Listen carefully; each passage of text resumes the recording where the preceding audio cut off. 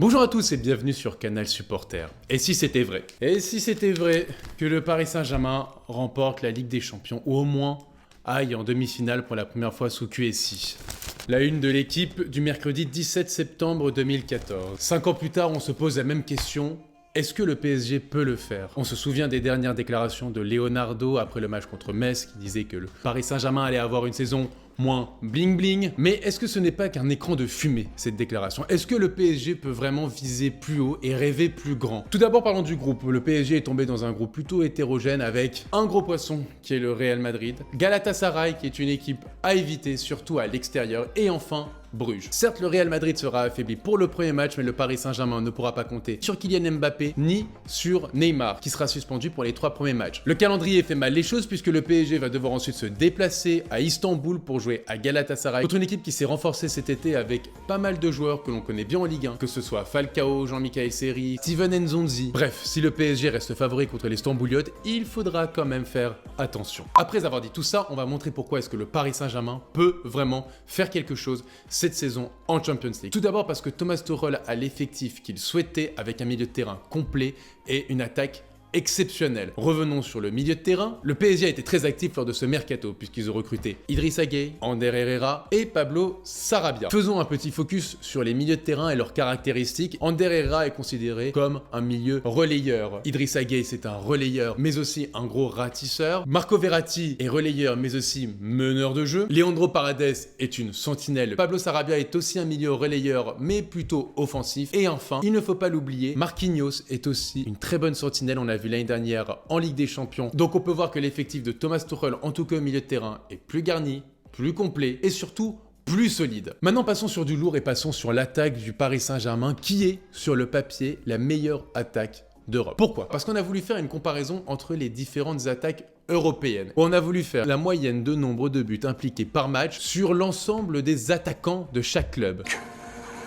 Je ne sais pas si c'est très clair, mais je vous avoue que c'est peut-être la 10e fois que je répète cette phrase. À titre d'exemple, on va prendre le cas de Neymar. Neymar a disputé 53 matchs de Ligue des Champions, il a inscrit 32 buts et délivré 23 passes décisives. Donc il a une moyenne de 1,03 buts impliqués par match. Revenons à notre top 5. À la 5e place, on retrouve la Juventus Turin et son quatuor Cristiano Ronaldo, Dybala, Costa, Gonzalo Higuaín. Ces derniers ont une moyenne de buts impliqués par match de 0,55. En numéro 4, on a un ex-aequo entre Manchester City et le Real Madrid. Donc le quatuor de Manchester City est représenté par Raheem Sterling, Bernardo Silva, Gabriel Jesus et Kun Agüero. Et la moyenne globale est de 0,57. Même moyenne pour le quatuor Hazard, Gareth Bale, Karim Benzema, Vinicius Junior, donc du Real Madrid. À la 3e place, on retrouve Liverpool et son quatuor Salah, Firmino, Mané et Origi avec une moyenne de 0,67. En numéro 2, on retrouve le FC Barcelone avec Messi, Suarez, Griezmann, Dembélé et sa moyenne de 0,74 buts impliqués par match. Et enfin, donc en numéro 1, on retrouve les 4 parisiens Neymar, Kylian Mbappé, Edinson Cavani et Mauro Icardi avec une moyenne de buts impliqués par match de 0,81. Ce chiffre est absolument énorme. Aussi, le PSG a dans ses rangs quand même deux phénomènes, peut-être les 2 joueurs les plus convoités au monde, qui sont Neymar et Kylian Mbappé. Neymar, certes, a multiplié les blessures, certes, il a des problèmes extra-sportifs avec son entourage, mais quoi qu'on en dise à 100%, c'est un des meilleurs joueurs du monde. On l'a vu l'an passé face à Liverpool ou face à Naples. C'est un joueur de classe mondiale qui change complètement la face d'une équipe. Et que dire de Kylian Mbappé qui est aussi le facteur X de cette équipe, mais aussi au fait qu'il a des stats exceptionnelles en Ligue des Champions puisque sur 25 matchs disputés, il a marqué 14 buts et délivré 8 passes décisives, ce qui fait qu'il a été impliqué sur 0,88 buts par match. Autre révolution au Paris Saint-Germain, c'est au poste de gardien de but. Le PSG a recruté Keylor Navas qui est peut-être un des meilleurs à son poste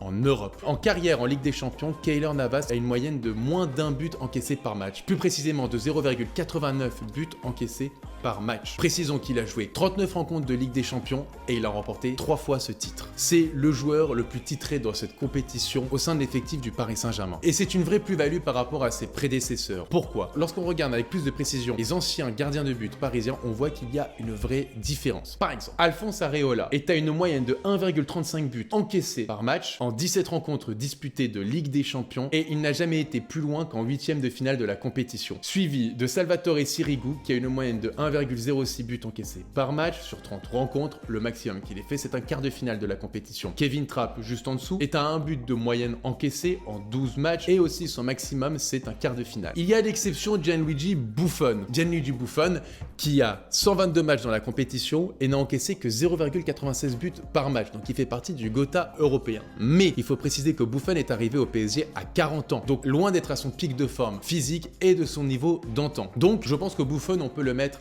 à part. Et on peut voir effectivement qu'il y a un vrai gap entre les anciens gardiens de but du PSG et Keylor Navas, le nouveau numéro 1. On va voir aussi les choses de manière plus large sur ces 6 dernières années. On se rend compte que tous les gardiens de but qui ont remporté la Ligue des Champions sont des gardiens de but de classe mondiale. Lorsqu'on voit les moyennes de buts encaissés par match, il y a l'exception Alisson qui est à 1,25 buts encaissés par rencontre, suivi d'Iker Casillas, mais Casillas c'est particulier parce qu'il a disputé 177 rencontres en C1, donc encaissé 1,13 buts par rencontre, c'est logique. Ensuite, on a Manuel Neuer avec 0,97 buts encaissés par rencontre, Petr Cech à 0,92, puis arrivé Keylor Navas 0,89 et juste derrière Ter Stegen à 0,88. Donc on se rend compte que le PSG a vraiment recruté statistiquement d'un point de vue européen un des meilleurs à son poste. Donc je pense que le PSG peut vraiment ambitionner quelque chose dans cette compétition pour cet exercice 2019-2020. Et vous, qu'en pensez-vous? Est-ce que vous pensez que le PSG va pouvoir enfin atteindre le stade des demi-finales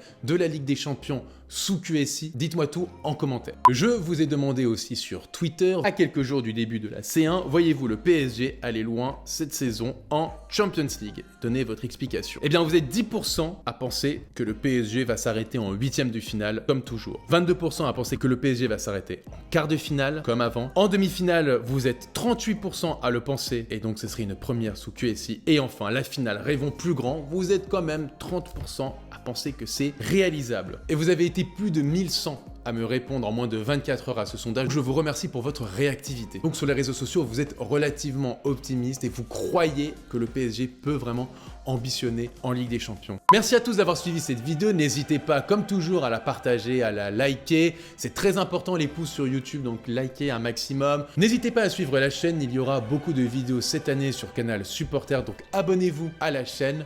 Jonathan Bensadoun. N'hésitez pas à me dire en commentaire si vous croyez au PSG cette année en Champions League et si ça peut être vrai. Allez, ciao, bonne journée et bon match.